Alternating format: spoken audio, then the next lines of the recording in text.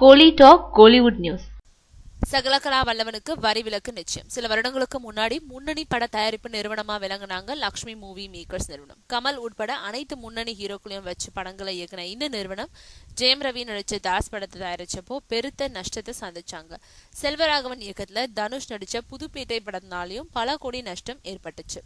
அதனால பட தயாரிப்பை நிறுத்தி வச்சிருந்த லக்ஷ்மி மூவி மேக்கர்ஸ் நிறுவனம் நீண்ட இடைவெளிக்கு பிறகு தயாரிச்சிருக்கும் படம் அப்பாட்டக்கர். சகலகலா வல்லவன் சமீபத்துல பெயர் மாற்றம் செய்யப்பட்ட இந்த படத்துல ஜெயம் ரவி, த்ரிஷா, அஞ்சலி, சூரி முதலானோர் நடிச்சிருக்காங்க.